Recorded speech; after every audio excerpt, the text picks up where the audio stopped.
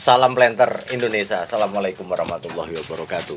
Di siang hari ini kayak bertepatan ada kedatangan seorang mahasiswa. Dari mana, Mas? Dari mahasiswa Institut Jogja. Institut Jogja yang mau penelitian di kebun, kemudian karena ini sudah di luar jam kerja, maka dia itu udah banyak banget bawa pertanyaan tuh. Daripada sayang tidak bisa dinikmati oleh banyak orang dan suasananya juga sambil ngopi-ngopi santai. Maka silakan Mas bertanya, apa yang perlu dijawab tak jawab, kalau bisa tak jawab, kalau nggak bisa dijawab ya menjadi PR yang besar bagi The Brondol untuk bisa menjawabnya. Oke, silakan Mas. Yang pertama begini Pak, apakah sawit yang sudah kuncup dengan bibit yang abal-abal atau tidak bersertifikat, apakah bisa berproduksi dengan maksimal? Kuncup itu berarti jumlah pelepahnya udah kurang ya? Iya Pak. Oke. Memang kalau kita ngomongin pelepah Mas, bagian dari produktivitas tanaman kelapa sawit adalah tergantung pelepahnya. Artinya bahwa ketika tanaman kelapa sawit memang sudah jumlah pelepahnya tidak mumpuni, ya produksi mesti akan rendah. Sehingga itulah di dalam perusahaan itu ada aturan songgo di dalamnya. Songgonya berapa? Songgo sama dengan jumlah pelepah berapa yang harus ada. Ketika tanaman di atas 15 tahun minimal 40 saja cukup Mas. Itu setidak-tidak jangan sampai kurang dari 30 ya gitu. Tapi kalau sudah tanaman di 5 tahun 48 pelepah, syukur-syukur masih terjaga pelepahnya masih bagus lah. Berkaitan dengan bibit abal-abal memang kelemahannya salah satunya adalah karena faktor genetiknya yang random ya, yang acak. Maka produktivitasnya ya sangat tergantung dari genetik yang terpilih, yang tertanam. Karena banyak juga ketika kita ngomong abal-abal tidak semuanya jelek. Karena ada beberapa petani yang nanam abal-abal ya bagus, cuma tidak menyeluruh seluruhnya. Karena bahwa per individu tanaman ini genetiknya lain-lain, Mas. Itu. Karena kembali lagi penyerbukan yang tidak seragam, maka genetiknya juga tidak seragam. Beda dengan bibit bersertifikat. Yang induknya duranya pasti, misalnya kita pakai Duradeli, kemudian diserbuki pakai DP sampai Piscifera Calabar, maka dia menjadi DP Sains 1 Calabar. Yang mana seragam, Mas. Itu. Wong seragam pun kadang ada yang beda. Itu. Jadi kalau masalah produktivitas ya harus dijaga pelepahnya, Mas. Itu. Apakah bisa diperbaiki? Nah, ini. Jawabannya panjang lebar, Mas. Random genetik akan susah menjawabnya. Kita tahu sendiri, kita ngomongin genetik ya akan susah. Apakah anak kecil itu akan bisa menjadi besar badannya? Kalau genetiknya juga kita nggak tahu bapak ibunya kayak apa. Betul nggak? Betul. Nah, itu. Apakah ketika dipupuk KCL 2 kg akan NPK, MG-nya tercukupi, apakah dia bisa besar? Kan tergantung genetiknya. Nah, itu. Jangan-jangan ada beberapa individu yang memiliki genetik yang serapannya rendah, Mas. Kita kan nggak tahu. Itulah gunanya. Belum nikah kan? Belum, Pak. Ah, iya. Maka salah satu hal yang paling mahal di dalam sebuah pernikahan adalah seperti kita memilih bibit sawit, Mas. Pastikan bibitnya, bobot bibit-bibitnya adalah yang unggul. Itu. Tidak hanya cantik loh, Mas. Tidak hanya cantik loh. Apakah bibit yang bagus, cantik mesti menghasilkan buah yang bagus? Belum tentu, kita nggak tahu bibit yang sudah siap tanam antara yang bersertifikat sama yang nggak bersertifikat yang kita nggak tahu kok. Itu seperti kita memilih wanita, maka di salah satu konten benar kan ada memilih bibit sama dengan memilih istri. Itu jawabannya jadi nggak karuan kan? Iya. Oke, lanjut Mas. Yang kedua Pak, saya pernah menemukan pada suatu kebun milik masyarakat Pak.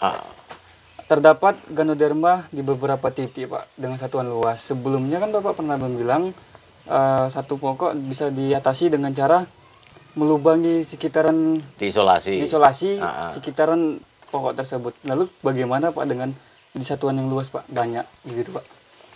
Waduh, Ganoderma sampai dengan hari ini tuh Mas belum ada yang sembuh seperti yang selalu saya katakan bahwa tidak seperti minum paracetamol untuk menyembuhkan pening kepala, itu nggak bisa. Kita tidak bisa.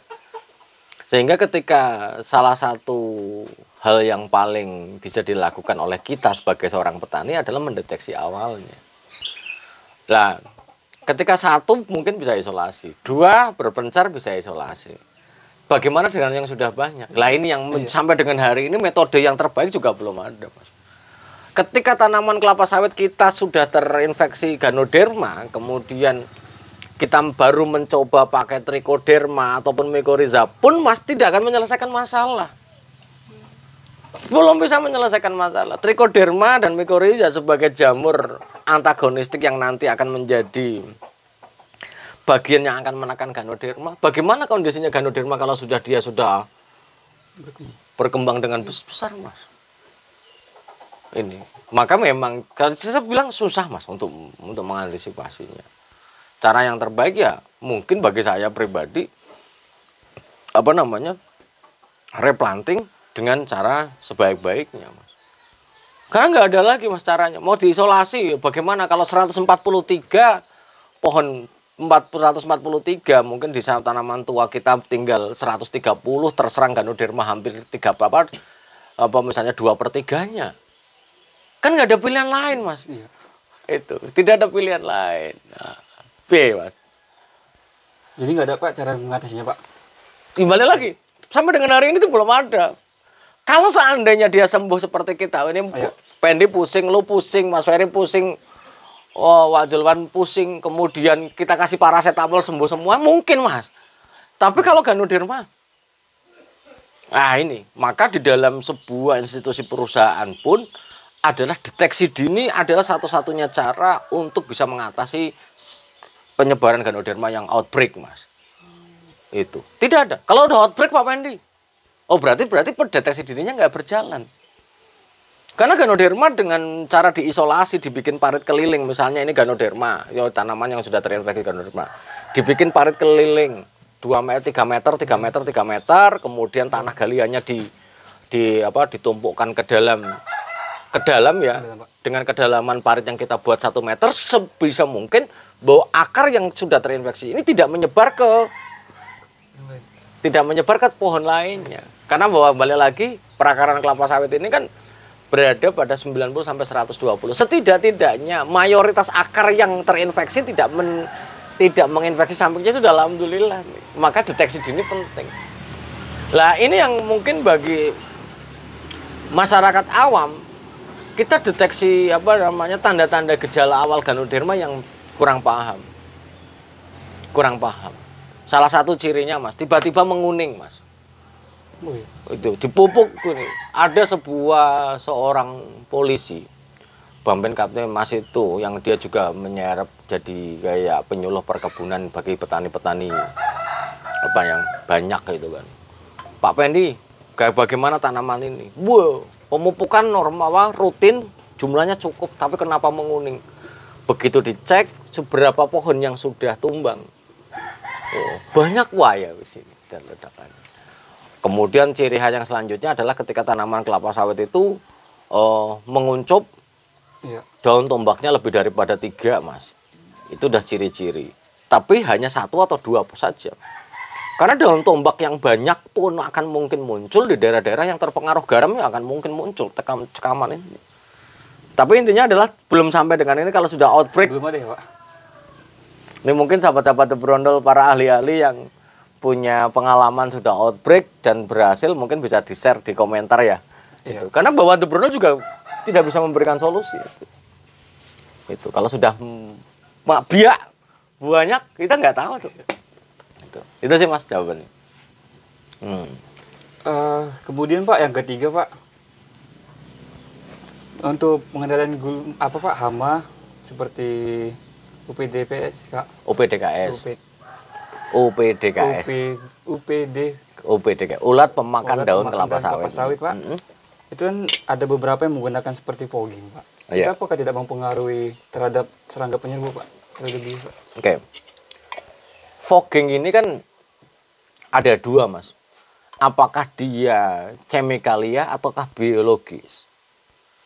Itu. Sekarang mungkin banyak orang pakai kimia. Misalnya kita fogging campuran larutannya menggunakan lambda-sialotrine, polidor misalnya. Apakah nggak pengaruh? Ya pengaruh, Mas. Beberapa spesies malam yang ketika kita semprot fogging malam ya mati, Mas. Mati. Baik yang menguntungkan, baik yang merugikan tetap mati semua. Apakah berpengaruh terhadap serangga penyerbuka? Tetap akan ngaruh, Mas. Tetap akan ngaruh. Maka bahwa jangankan fogging ya. Kalau kita nyemprot saja juga kontraproduktif, Mas. Kontraproduktif antara ketika kita mengendalikan ulatnya kah atau menyelamatkan serangganya. Tapi kalau bagi saya, bagi Brondol sendiri, tetap berpandangan bahwa yang penting selamatkan dulu daunnya, Mas.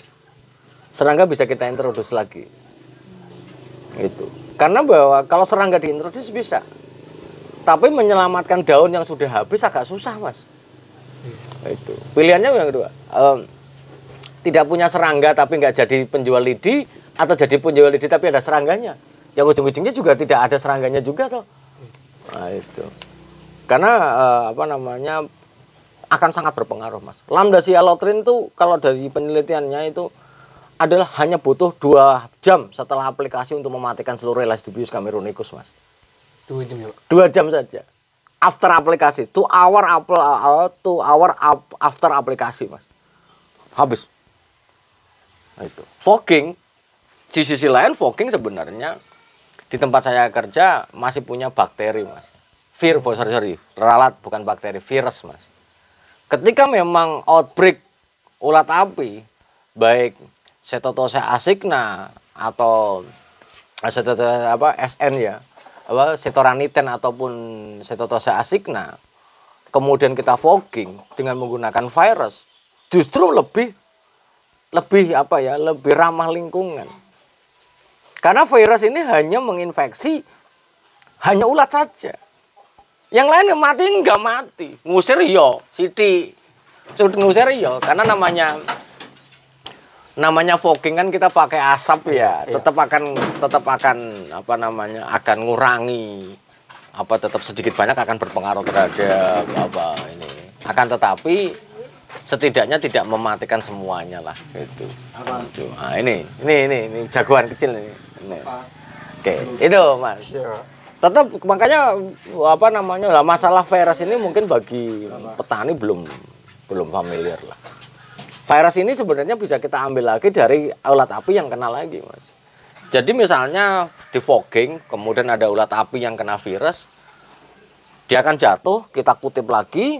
Kemudian setelah kita kutip lagi, kita masukkan freezer untuk kita simpan. Jika memang ada serangan lagi, kita ambil lagi dari freezernya, kita ekstrak, kita blender ulat yang kena virus, masukkan jadi larutan, kita semprotkan lagi, kena lagi, harus punya awetan. Itu 400 gram, Mas. 400 gram ya, Pak? 400 gram ulat terinfeksi per hektar aplikasi. Banyak juga ya, Pak? Sebenarnya nggak cukup. Makanya ketika ada ledakan virus ya ledakan ulat api, virusnya harus kita kutip kembali. Maka biasanya setelah kita fogging pakai virus 1 atau 2 hari, kemudian ada tenaga kerja untuk ngambil ulatnya kembali untuk jadi awetannya. Saya pernah lihat belum fogging pakai virus? Sudah, Pak. Sudah kan? Sudah. Nah itu. Kemudian Pak, pertanyaan selanjutnya, ada Pak saya melihat di suatu kebun masyarakat juga, Pak, terendam air, Pak, selama sebulan, kemudian sawit tersebut mengering, lama-lama kemana kan mati. Jadi Pak, solusinya untuk mengatasi atau cara-cara agar kembali lagi hidup? Sing wis mati ya ikhlas ke, Mas. Jadi memang kelapa sawit itu membutuhkan air dalam jumlah yang cukup banyak, cuma tidak bisa dalam kondisi tergenang. Karena bahwa struktur akar dari akar kelapa sawit tidak disertai dengan air renkim, Mas, seperti padi. Sehingga kelapa sawit yang terendam maka dapat dipastikan respirasi tidak berjalan. Respirasi yang tidak berjalan bisa menyebabkan banyak hal pada tanaman kelapa sawit. Salah satunya adalah mengering parah bagian pelepah mulai dari bawah dulu. Kenapa kok bisa mengering? Karena dia nggak bisa respirasi. Yang kedua, mesti akan kekurangan nitrogen parah. Kemudian bisa menjadi pembusukan pada akar. Tapi kalau sebulan sebenarnya pada tanaman besar nggak mati, Mas. Mati, Pak. Nggak mati. Kalau tanaman TBE mati, Mas. Apalagi tergenanya sampai pucuk kayak Mas. Tidak, Pak, separuh sih, Pak. Iya, separuh kalau sampai titik tumbuhnya ya mati. Itu. Kalau masih menguning gitu, Pak, tahap yang dilakukan apa aja ya, Pak? Tahap yang dilakukan ya balik lagi. Selama kedepannya memang harus diantisipasi bahwa pembuatan parit adalah hal yang mutlak pada daerah-daerah yang apa ya, daerah-daerah yang rawan dapat luapan atau banjir itu ya harus dibuat. Kalau memang tidak bisa pakai air luapan, tidak bisa pakai parit ya harus pakai tapak timbun. Setidaknya ketika dia tinggi, ini dibikin tapak timbun tinggi, lah Pak Bandi tapi kan nangkring, betul, nggak apa, nangkring pun tapi kalau dia terendam kemudian masih ada spare akar untuk bernafas, masih aman. Ya ngering-ngering dikit. Tapi kalau tidak, Mas, ya mati. Apalagi baru tanam banjiran, ya wassalamualaikum. Lah bagaimana after banjir ini bagaimana penanganannya? Balik lagi, biasanya banjir itu akan membawa 3 kemungkinan, Mas. Dan 3-tiganya mungkin terjadi bersamaan, sangat mungkin. Yang pertama, banjir akan membawa partikel tanah, Mas. Kemudian banjir juga akan membawa partikel pupuk yang kita berikan. Nah, yang ketiga adalah banjir akan mungkin terjadinya mencuci seluruh unsur hara yang ada adalah hal yang sangat mungkin. Dan 3-tiganya mungkin terjadi. Kalau sudah membawa partikel tanah, ya jelas. Tanah ada bermuatan, otomatis unsur hara yang sudah rilis pun akan terbawa. Itu. Sehingga tidak bisa tidak bisa kita biarkan. Kalau dibiarkan ya miskin. Itu. Itu. Sehingga apa yang harus dilakukan pertama, biasanya habis tergenang itu atau habis banjir biasanya daerahnya asam. Asam dan padat. Karena pori-pori tanah terisi oleh air sehingga dia padat. Untuk bisa memperbaiki struktur tanahnya. Karena lu besok mau penelitian fisika tanah itu. Ketika dia banjir, dia padat, Mas. Pori-porinya habis. Pori-porinya itu mampet. Maka perbaikannya adalah yang pertama dikasih dolomit dulu malah. Dolomit ini selain memiliki CaO, tapi juga dia memiliki fungsi, salah satunya adalah memperbaiki struktur tanah, Mas. Itu memperbaiki struktur tanah. Sehingga pemberian dolomit dulu, menaikkan pH-nya naik dulu, baru kita pupuk yang lain. Dan yang selanjutnya yang perlu diperhatikan adalah kita tidak bisa tidak bisa memaksakan, Mas. Memaksakan artinya bahwa kita melakukan pemupukan. Wah, ini daunnya kurang hijau, pupuk urea. Percuma. Apa yang mau dipupuk urea? Itu. Kita berharap bahwa pemupukan urea untuk menghijaukan daun, tapi akarnya tidak berkembang, bagaimana akan memupuk? Itu Mas jawabannya. Oke. Selanjutnya, Pak, saya pernah melihat, Pak, buah belum matang, masih hitam tapi sudah berondol, Pak. Kira-kira itu disebabkan oleh apa ya, Pak? Oke. Ada beberapa kasus memang yang kalau dia sudah jadi berondolan, mentah berondol, lepasnya berondolan itu sebenarnya sudah membentuk minyak, Mas. Kalau yang normal. Pembentukan minyak yang optimal, dia akan berondol tanpa harus dipaksa. Lah pada kondisi yang mentah tapi dia berondol, kemungkinan adalah jamur, Mas, penyebabnya. Jamur. Salah satunya mungkin dulunya pernah telat panen atau membiarkan bekas potongan panennya yang masih ada buahnya busuk di pohon.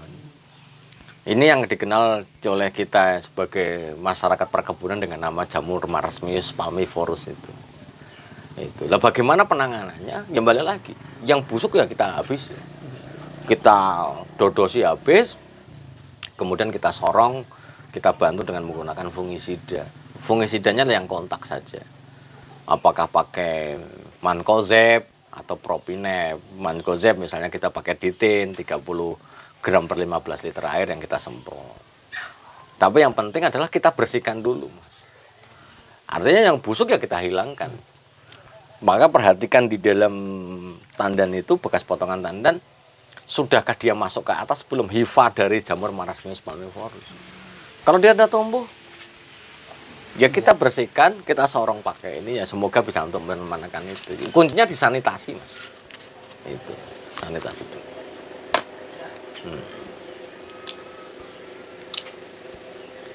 Itu. Apalagi nih? Bentar Pak,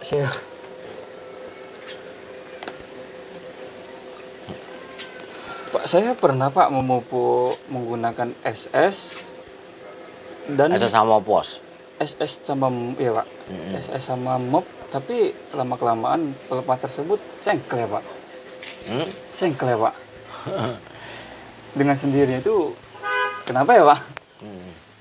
Sengkleh itu sengkleh alami ya. Iya Pak, alami. Sengkleh alami biasanya terjadi akibat ketidakseimbangan sebenarnya.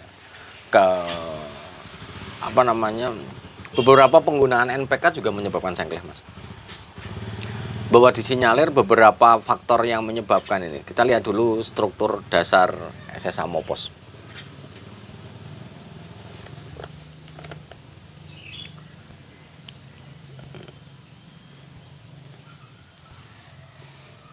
Nih. Kandungan SS Amopos itu 16% nitrogen, 20% P2O5 dan 12% S. Itu. Nah, biasanya SS Amopos ini salah satu pupuk dengan reaksi yang cukup cepat, Mas. Biasanya ketidakseimbangan nitrogen juga akan menyebabkan salah satunya sengkleh. Misalnya kita punya TBM, penggunaan nitrogennya terlalu tinggi nih. Terlalu tinggi, sementara kaliumnya rendah, maka bisa sengkleh. Pada tanaman tua juga sama.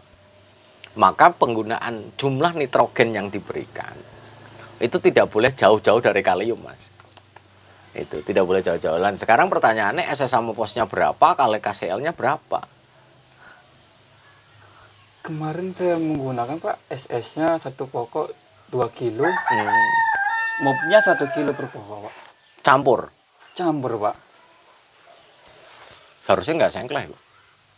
Iya. Untuk kondisi lahannya rawa Pak. Ya iya. Berair. Iya. Wah iya.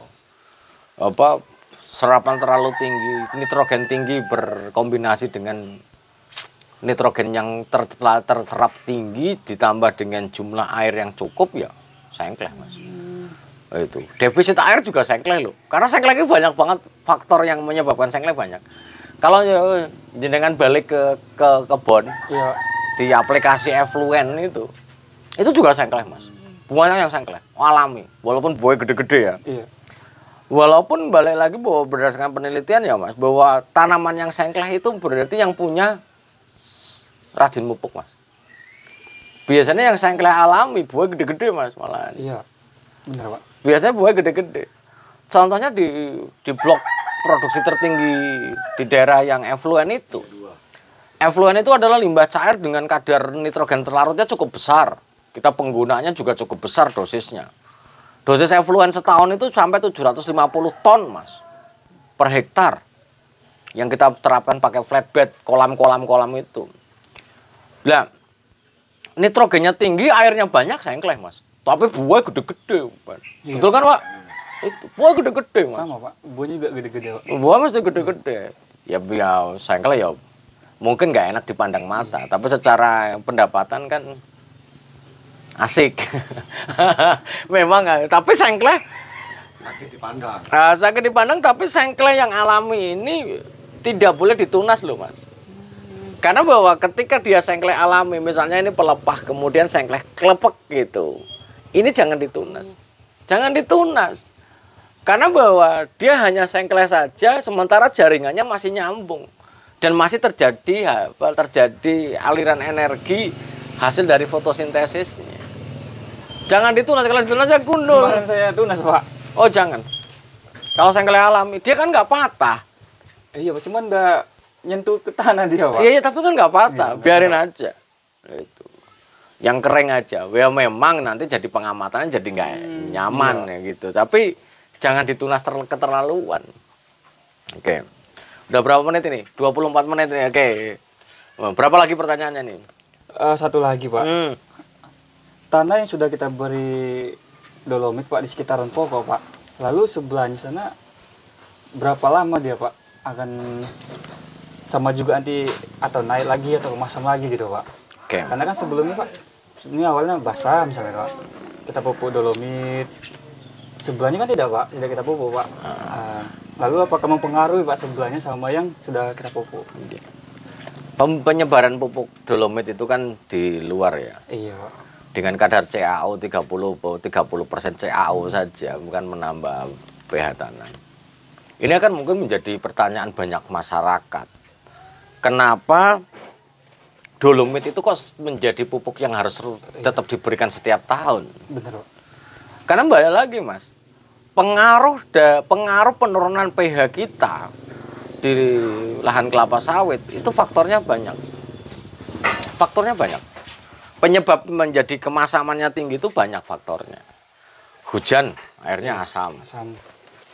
Pencucian kation basah ya asam, Mas. Iya. Hujan, kemudian daerah-daerah yang tidak terkonservasi dengan baik, kation basah kan banyak licing tercuci.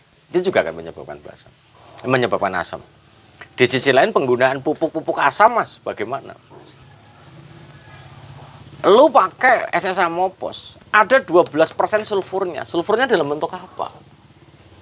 Apakah dalam bentuk apakah dia tidak dalam bentuk sulfat? Semua pupuk yang mengandung sulfat membuat asam. Amonium sulfat asam. Mas. EZA asam. Triple super fosfat 10% asam bebasnya, Mas. SP36 asam. MgSO4 kiserit asam. Ketika kita tambahkan ke tanah, ya dia akan menurunkan pH karena ada sulfatnya. Itu. Karena itulah alasannya kenapa dolomit tetap kita berikan. Kenapa nggak kaptan? Tadi ada di YouTube itu ada yang bertanya, kenapa Pak Penny tidak pernah menyarankan kaptan? Kapur pertanian dengan CaCO3, CaO-nya 80%, 80-85%. Di sisi lain kalau misalnya memang reguler dolomit saya kira sudah cukup untuk menetralkan pada daerah-daerah tanah yang normal ya. Sebenarnya sudah cukup untuk tidak perlu kaptan, Mas. Itulah alasan kenapa perusahaan jarang memupuk kaptan. Iya. Lu tinggal di perkebunan nggak ada kan? Kita nggak pernah memupuk kaptan ya? Tidak pernah. Kenapa? Kita pakai dolomit, Mas. Walaupun hanya 30% CaO, tapi penggunaannya intensif, Mas.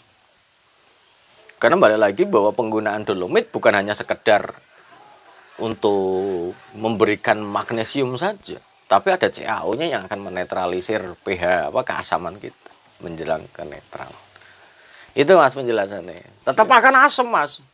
Dari tahun ke tahun itu ya penambahan yang mengandung untuk menaikkan pH wajib. Kita tahu sendiri loh. Tanah yang terlalu asam unsur hara tidak tersedia. Iya. Tanah yang terlalu basah juga tidak tersedia. Sehingga bagaimana menjaga tanah-tanah kita, lahan-lahan kelapa sawit kita, sehingga memiliki pH yang mendekati netral lah. Itu jangan pH-nya 4 aja ya dalam ini. Inilah ya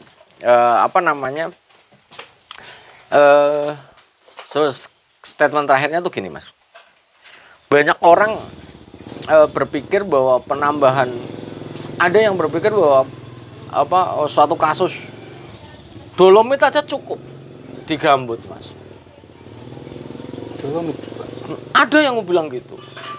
Kenapa? Karena dolomit juga menghijaukan daun. Bagaimana menurut jenengan? Kurang tepat sih, Pak. Pada kasus tertentu ya, Mas. Bukan berarti dolomit mengandung nitrogen. Tapi dolomit dengan penggunaan tertentu, dengan kadar CaO 30%, maka dia adalah menaikkan pH di daerah perakaran gambut itu sendiri. Daerah perakaran kelapa sawit yang ditanam di gambut. Nyapu tuban. Di satu sisi, pH yang dolomit yang diberikan, kemudian dia akan menaikkan pH. pH yang naik, mungkin nitrogen yang dulunya tidak bisa diserap, menjadi bisa diserap. Seperti kasus petani-petani kelapa sawit yang ada di sini berpikir bahwa abu janjangan kosong adalah menghijaukan daun. Mas. Padahal nitrogennya nggak ada tuh. Iya. Balik lagi, mekanismenya adalah pH-nya, menaikkan pH dari pemberian pupuk yang kita berikan. Apakah abu janjangan kosong kah? Ataukah dolomit?